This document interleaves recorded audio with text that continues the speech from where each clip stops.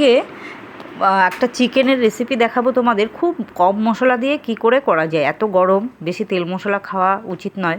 Chicken করতেই হবে রবিবার, নাহলে ভালো লাগবে, ছেলে খাবে না। এই জন্য দেখো আদা, কাঁচা লঙ্কা আর হচ্ছে 6-7 কোয়া রসুন আর পেঁয়াজ নিয়েছি। এটা হচ্ছে 500 গ্রাম মাংস অনুযায়ী।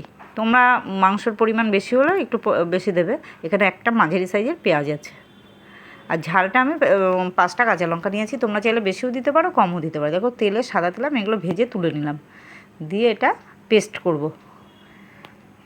গরমের জন্য চিকেন ভালোও লাগছে না, কিন্তু আবার না খেলেও হয় না। তাই আজকে এই সিম্পল রান্নাটা আমি তোমাদের দেখাবো কীভাবে করবে, খুব সহজেই।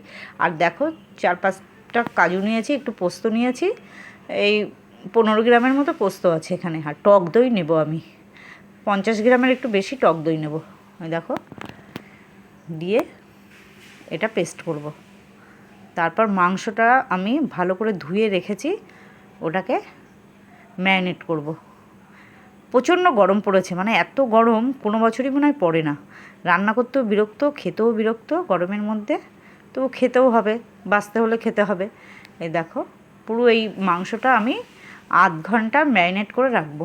ভালো করে ধুয়ে রেখেছি। এটা চিকেন কিন্তু।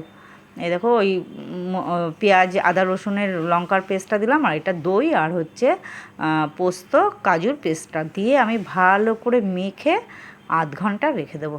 এখানে কিন্তু আমি লবণ অ্যাড করিনি, লবণ দিলে জল বেরিয়ে যাবে।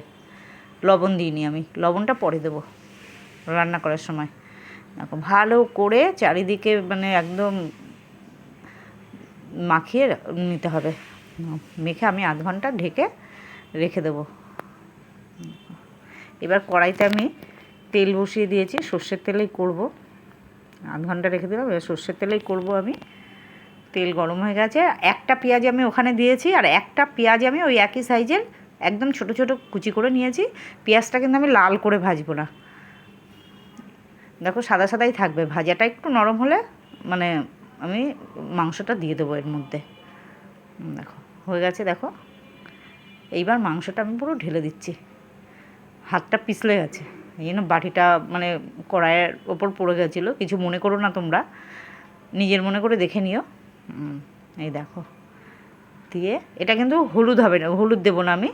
এটা এরকমই কালার আসবে, সাদা সাদা কালার হবে। ভালো করে আমি নেড়ে দেবো। আর এর লবণ দিয়ে দিলাম এখন। দেখো পরিমাণ মতো লবণ দেবে, স্বাদ অনুযায়ী তোমাদের সবার মুখের। আর সামান্য পরিমাণে একটু চিনি দিলাম, কেননা টক দই আছে তো, অনেকটা টক দই দিয়েছি 500 মাংসতে, তাই তোমার একটু সামান্য চিনি দিলাম, 4-5 দানা, বেশি দিইনি কিন্তু, ব্যালেন্সটা ঠিক রাখার জন্য। আর ওই মশলা ধোয়া, মিক্সার ধোয়ার জলটাই একটু দিলাম। দিয়ে এইবার ভালো করে নেড়ে আমি ঢেকে 10 মিনিট রেখে দেবো, একদম গ্যাস কমিয়ে।